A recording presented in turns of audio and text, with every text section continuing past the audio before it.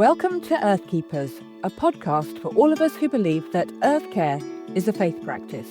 Here you'll hear fresh perspectives and practical insights that help us to care for the planet and love our places.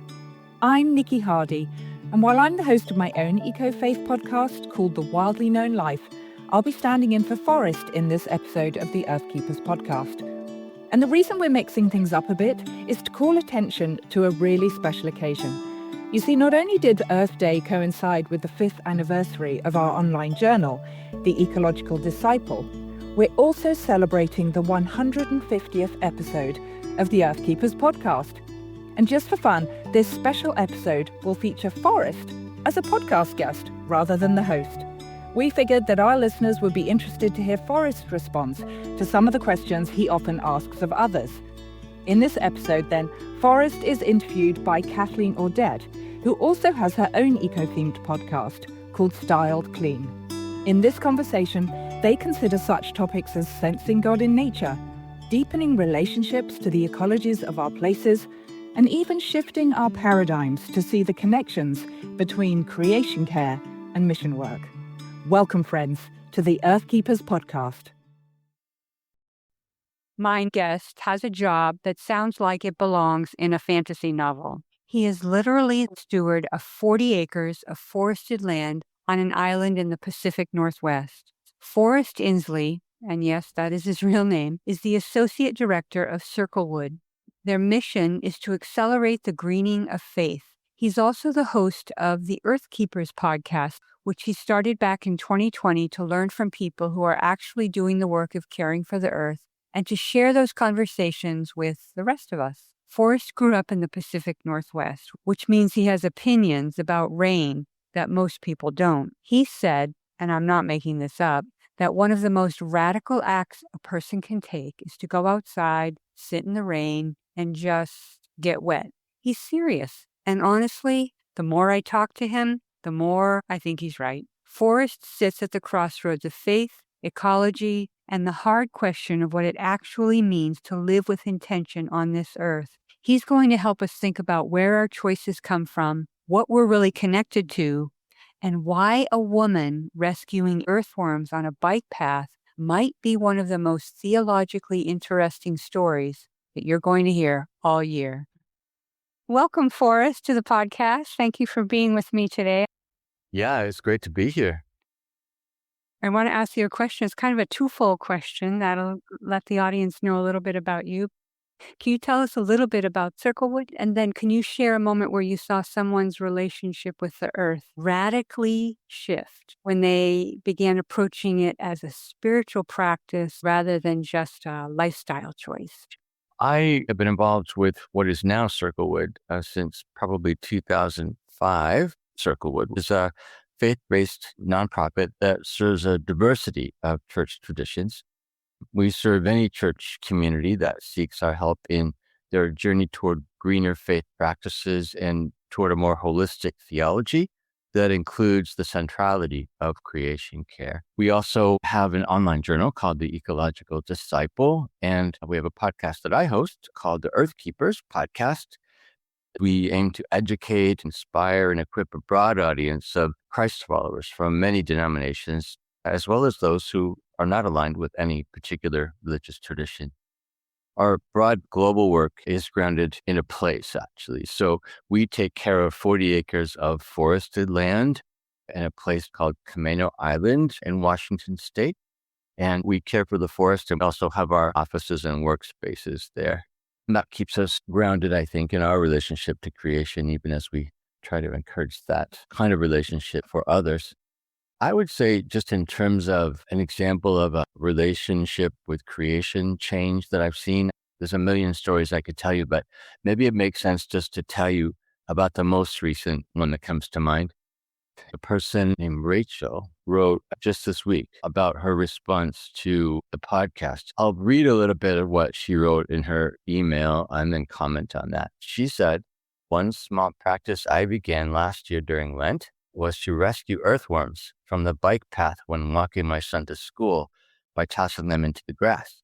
Recently, though, we decided to bring them back to our quote-unquote worm sanctuary, or raised garden beds. And the first day, we picked up over 80 worms. The majority of these tiny creatures would have been squished by bikes and non-observant pedestrians otherwise, and by humans who are using vehicles completely separated from the natural world. The more separated we become, the less we care about harming and depleting our home. So she wrote much more than that, but that note really represented a lot of change in her, which is pretty radical. I mean, is she saving the earth by saving the worms? Not really. But I think that act is really a spiritual practice, I would say. And by it, she expresses some pretty fundamental changes in her life. I think for one thing, the act of rescuing worms is an act of standing up against a lifestyle that ignores the little things, that disrespects other creatures, that is, as she put it, non-observant. I think too, giving worms new life in her garden at home, where her family has been raising food and learning about where their food comes from. In that same process, she is both learning and embracing the reality that her own life is grounded in dirt, right? And that our very lives depend on creatures like worms who make it possible for us to get sustenance from the soil. And so I think theologically, that practice of rescuing worms expresses her transformation in her understanding that God's desire is to restore the whole of creation. So it's all important. It's not just about people. It's about people in the context of the community of creation. Yeah, that's beautiful. I think that we underestimate the importance of earthworms. I mean, without them, I just wonder if our entire ecological system wouldn't fall apart. Think about the mycelium under the soil, or the bacteria that play a crucial role in breaking down organic products into the soil. We are often not aware of our dependence on this really integral system, which needs every part. Let me ask you this. You talk a lot about listening to creation and to place. So, for someone who feels really disconnected from the land or even from themselves, what's one simple practice they could start this week to begin reconnecting? Maybe one that I'd recommend that's democratic and accessible to everybody. Everyone can do this. And that would be pay attention to story. Pay attention in particular to the story of your place. Every place is embedded in stories. We can learn the stories. And the next step, of course, is to pay attention to our place in the story. So the idea is simple. The practice takes a little bit of effort, but it's very doable. I'll give an example. I moved to a log cabin in the woods on Camino Island about 6 months ago. So I'm learning my place. But a big part of that is seeking out the stories. For example, there's a family story to this cabin. Someone raised a family here. Their children's lives were shaped by this place and by the land around it. Before that, it was owned by a farming family of early settlers to the island. So there's that very human and relatively recent story. I think there's an economic story as well. I do live in the woods, which is very nice, but they're not very healthy woods in the sense that this land has been logged, clear-cut at least twice. And the last time it wasn't cared for in terms of replanting. And so when that happens, when you clear cut, it's not a natural process. And so the ways the trees become reestablished is often out of balance. So my land is out of balance in terms of what grows here. There's an ecological story. I look out and I see that some of the western red cedars, which are native to this place, and also some of the big leaf maples, are dead or dying. And the cedars are clearly ailing. They're looking very thin and have lots of dying branches. And so I know that eventually they'll come down. But that ecological story is the story of a changing climate. These trees are dying because they're not used to the heat that we now get on the island. There's a very deep cultural story.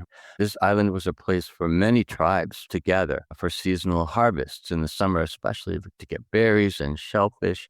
The coming together of different tribes was an opportunity for creating community among the different peoples. And I think, too, when we look to understand the history of the indigenous people of a place, that's a story of interdependent relationship, a respectful relationship between human beings and the more than human beings that are here. So there are plenty of opportunities for me to get to know some of the native stories about those relationships, the mythologies that shaped their life and helped them to take care of each other. It was a much more integrated and co-equal sense of community in a native culture. It's also about just listening to the place, spending time, just listening to creation, being aware of what's around you. There's a way that I think story seeps into your soul. Creation will teach us the stories of place if we're willing to listen. So we can all listen to our places and all make intentional choices about how we're shaping that story of our place for the present and the future, and hopefully do that in positive, proactive ways. Yeah, that's beautiful. I love that. When someone begins to see themselves as part of this web of life, what actually changes in their day-to-day decisions, do you think? I think some people, when they hear that question, they run the risk of getting overwhelmed because there is so much one can do to live in response to a sense of being part of the web of life. The fact is, we just cannot do it all at once. So my answer would have two parts. I'd say on the one hand, there's a conceptual answer. The first step is figuring out the why of the changes that we want to make. Practical changes that we make really aren't sustainable unless we've got roots in our own worldview that will sustain the changes. We need to ask ourselves, why is it important to be living in a new way? Then we can begin to shift those deep internal structures in the system of core values that really should underlie all of our day-to-day decisions and actions. One way to do that inner work of establishing the worldview aspects of our decision, there's so much these days in terms of resources. We can listen to podcasts like this one, for example, or like my podcast, the Earthkeepers podcast. There are plenty of good books out there. Gosh, if you're wondering what to read, I try to make recommendations through interviewing authors on the podcast. And those are authors that I recommend, especially as starting points as we're trying to establish our own value system. There are lots of great blogs, of course, and Substack channels. I recommend, for example, Christine Sign's Substack called Walking in Wonder. She's very, very practical, down to earth, just in terms of her advice about how we can express our deeper values for creation care. But I would say all of that information we really need to take into the outdoors and to listen to creation. We learn it by doing it, and it just takes time. It takes patience. It takes the willingness to be quiet and listen to nature. God is all around us in nature. Circlewood were very influenced by the Celtic Christian tradition. And in the Celtic tradition, God is revealed through two books. There's the Bible, which is the small book of Revelation. And then there's nature, which is the big book of Revelation. So God is everywhere. Nature teaches us. The community of creation helps us to make sense of ourselves and helps us to understand ourselves as part of this bigger whole. And I think that's one of the ways that our internal values get shaped so that we can make practical decisions. We begin to experience ourselves as part of the web of life. The day-to-day decisions become clearer, I think, and they flow naturally out of that new internal or spiritual reality. And that's important because we, again, can't make every change all at once. There's so many ways that we should be living in more earth-honoring ways, but if we tried to make them all at once, we'd just be overwhelmed. Instead, the more organic approach is to let ourselves become rewilded in our hearts. As we do that, we'll recognize those specific opportunities for change that make sense for us right now, where we are in terms of what we can do, what our resources are. We also, at the same time, become better at setting aside opportunities that maybe we can pursue at a future time. It's choosing between what we can and can't do in a given moment, but that choice is all informed by what we are on the inside, by a rewilded heart. I love that, a rewilded heart. That's beautiful. Yeah, and it really is about our value system and a mindset shift. When people start exploring creation care as a spiritual practice, what resistance tends to come up, do you think, either internally or culturally? And how have you seen people move through that? I think there's a nuance to your internal versus external question because it's really both. We all need the courage to live as we're made to live, but culture and religion and social pressures have conditioned us to be anthropocentric, to see the world in terms of human need.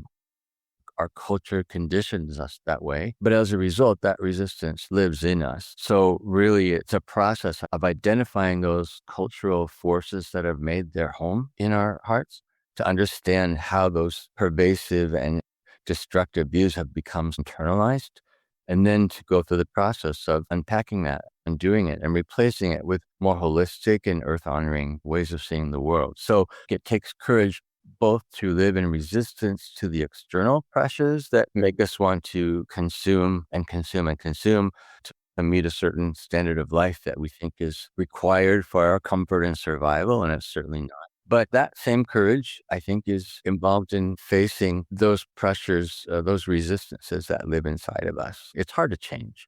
It's hard to change really deep-seated values that have guided us for so long. But I think also, more practically speaking, I would say that in terms of facing resistance, community is key. We cannot do it alone. So on the one hand, you can think about the community of creation, building our sense of belonging to a place and to an ecology around us as we try to change the way that we live. But I think also a community of like-minded people is really important in terms of us being successful in living in resistance. There are a lot of different programs that I've run across. Planet with Purpose has a program called 10. It's a free curriculum that communities can use. It's made particularly for churches as they try to gather together people of like mind who want to change the way they live on the earth, but then gives them a way to do that together, both activities and things to study. Russia, USA has a program called Churches of Restoration, and they churches to gather people of like mind. There's the Wild Church movement. It was co-founded by a friend of mine, Victoria Lures. And that's a number of churches that are trying to pay more than lip service to the idea that God is revealed in creation. They see creation as a book of Revelation and try to orient their church practices around that. But those are just examples of many communities that are out there. More practically, though, I think we just need to put ourselves out there. We need to make our interests and passions for this known, because when we do, and not until we do, we find that there are, in fact, others who also want the same things. And there are others. Even if we feel completely alone, we have to understand that we're not alone. You talked about clothing exchanges where people could get together, bring clothing that maybe they no longer were using or they had too much of, and then exchange with other people. I think that's a great way to form community. You're doing the work of keeping clothes out of landfills together. I think just with a little creativity, there are so many things like that that we could do together. Yeah. Thank you for sending it back my way. I was curious about this. Was there a specific moment or season in your life that first awakened this connection between, say, spirituality and the earth and creation care and realizing how big it was? Yes and no. I would say no, in the sense that all of my life, my spirituality has been grounded in nature. And I would suspect that's true for many people, that the roots of our belonging to creation were nurtured in our childhood. Mm-hmm. As we grow up, the world covers that over and puts pressures on us to live differently and think differently. But I think looking to find relationship with nature has a lot to do with rediscovering it. One way to do that is to think about the place that raised you. Most people can point to a place or two in their childhoods that shaped them in some way. And oftentimes you'll see the evidence for relationship to nature that was beginning to be formed in those times, regardless of what's happened to that since. For me, I have those places, I can point to them, but maybe one of the traps for me was the evangelical trap, because the evangelical church historically has not been very respectful of creation, has been very anthropocentric. So Jesus died to save the souls of people, and that's it, right? I had a pastor who told me, in fact, as I was trying to think about whether to pursue forestry in the Pacific Northwest or to be a missionary, his phrase to me was, God didn't die for the mountains and the trees, right? So, and everyone thought that way in the evangelical church in those days. And I kind of bought it hook, line, and sinker. And it took me a while to work my way out of that, to understand that, in fact, God's desire is to restore all of creation, including people. That Jesus would die, in a sense, for the whole world. I would say a moment, though, an important moment of recovering happened when I was a seminary student at Regent College in British Columbia. Took classes from Peter and Miranda Harris, who founded an organization called Arosha in Portugal. That organization has since become global. So there's many, many expressions of Arosha around the world. But their teaching really gave me permission to value my relationship to nature as central to my spirituality, not peripheral, not as an add-on. After the decision not to pursue forestry, I did in fact go off to Turkey to be a missionary, which was awesome. But I think my sense of what mission meant, what my role in the world was, really evolved into something more expansive in terms of how I understood what is missions. And if being a missionary is enacting the love of Jesus for the whole world, then the work I do now is missions work, you could say. Can you tell me a little bit more about what that change was like from just understanding what missions is? Missions, most basically defined, means sharing the good news with those who have not heard. So if the good news is the news of the gospel, then that news is all about the fact that the work of Jesus is to bring restoration and healing and mercy to all who need it. Well, I think historically, the church has understood that to mean just about people. It's people who need to hear the good news because that's all that matters. The rest will ultimately not matter in eternity. And so missionary work was very soul focused, very people focused. I would say, honestly, that as a related outcome of missions work historically, the whole field of community development in the world also carries that legacy. Community developers are people who, for example, help villages create a co-op to educate their kids, or they help urban families to get out of poverty. Community developers do this great work of helping people to live better. But I believe that the legacy, in part because of this missionary understanding, is that we only focus on the needs of people. Community development is about human community development, not the community of creation. And so oftentimes community development projects will be undertaken with no attention whatsoever to the environment. It's all about meeting people's needs. So if we're helping after a crisis in Haiti, it does not matter that after all the effort is done, there are mountains and mountains of plastic and styrofoam that held the supplies and emergency meals, et cetera, because that doesn't matter in relationship to the fact that, well, we saved lives and we met human need. I'm a community development professor historically, so I'm trying to shift that perspective a little and help people to think of community as the whole community of creation. You can work for environmental health that's much more holistic and organic, that includes meeting people's needs. By making the environment healthy, you also make people healthy. It's not disconnected. So if someone listening wants to start living more in alignment with creation, but feels overwhelmed, what are 2 or 3 shifts that you recommend that they begin with? Spend time outside, right? Yeah. And I think that means for some of us, overcoming our fear of dirt. It means overcoming our fear of inclement weather. One of the best and most radical acts one can take is to go sit in the rain and get wet. I love it. Experience the rain, love the rain, but just maybe learn to more viscerally experience the outdoors. Just being outside, I think, is going to help us all to become more attuned to the needs of the ecologies of our places and receptive to what creation is standing ready to give us.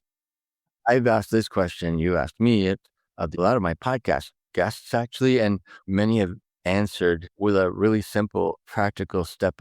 They say, plant a tomato. It's a great practical step if you have any outdoor space at all, by growing a tomato from seed that connects you with the reality of where our sustenance comes from. It puts us in tune with the cycles of life, but it also allows us to feel our way into relationship with a more than human being. Whether or not you actually plant a tomato, the principle behind that act is the same. We let our hearts be drawn into relationship with a more than human other. It could be a pet, could be a tree. I teach for the Seminary of the Wild Earth, and one of my students has developed over the last year a relationship with a spring of water in one of the parks near her house.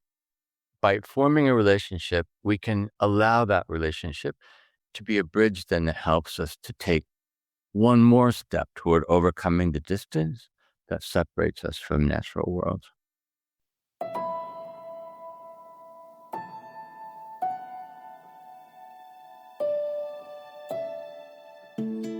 This has been a conversation between Forrest Inslee and Kathleen Audet, host of the Style Clean podcast. And I'm your host, Niki Hardy, author, speaker, and retreat leader, and host of the Wildly Known Life podcast. You'll find links to each of our podcasts in the show notes for this episode, or you can simply look for them on your favorite podcast platform. And Earthkeepers podcast is a production of Circlewood. Our executive producer is James Amidon, and our sound engineer is Dave Wolfers.